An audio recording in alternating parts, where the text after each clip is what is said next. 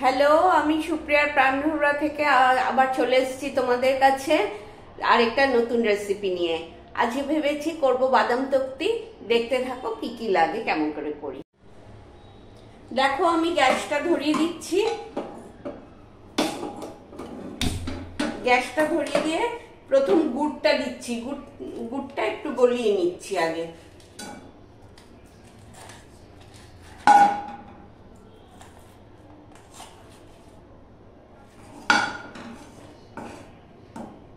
গুড়টা আগে একটু কড়াইতে গলিয়ে নিচ্ছি।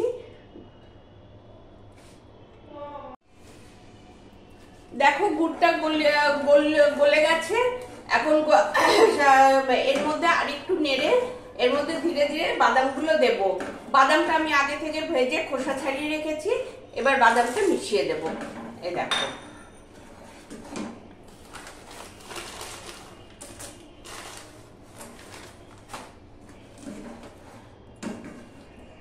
আর গ্যাসটা বেশি বাড়িয়ে দেবে না, হাইয়ে দেবে না, মিডিয়াম টু হাইয়ে রাখবে, কারণ বেশি এতে করলে গুড়টা তেতে যাবে।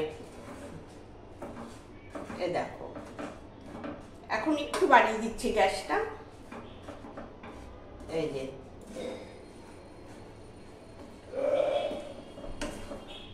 দেখো হয়ে গেল। এই যে দেখতে পাচ্ছ, যে গুড়টা গলে গেছে বেশ গরম হয়ে, তার মধ্যে আমি ভাজা বাদামটা দিয়ে দিলাম। খোসা ছাড়ানো ভাজা বাদামটা দিয়ে নাড়লাম। এবার এটা একটু হতে থাক, একটু মিডিয়ামে দিয়ে দিই। আর থালার মধ্যে ঢালবো, থালার মধ্যে একটু তেল মেখে নিই। এই দেখো, তেল মেখে তারপর ঢেলে দিচ্ছি।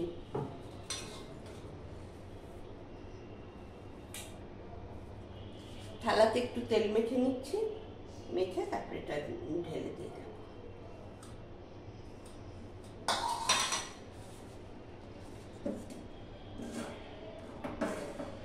এই দেখো হয়ে গেছে, দেখেছো হয়ে গেছে। এটা এবার ঢেলে দিচ্ছি।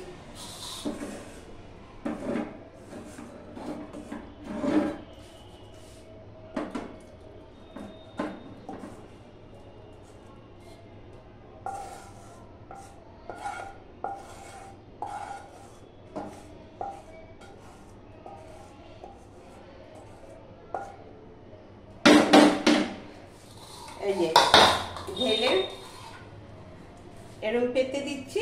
ঠান্ডা হলে তারপর পিস পিস করে কেটে নেব। এই দেখো হয়ে গেল আমার বাদাম তক্তি। এবার একটু ঠান্ডা করতে দিচ্ছি, ঠান্ডা হয়ে যাক। দেখো, দেখেছ, এই যে হয়ে গেল বাদাম তক্তি। তোমরাও করো।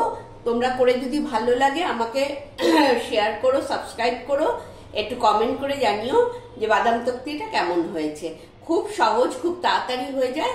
এটা একদমই টাইম নেয় না। তোমরা করে বাড়িতে দেখতে পারো। বাচ্চারা খেতে ভালোবাসে, সবাই খেতে ভালোবাসে। তোমরা করো। ঠিক আছে, আজকে তবে আসি, এখানেই শেষ করলাম। আবার দেখা হবে নেক্সট ভিডিওতে। টাটা।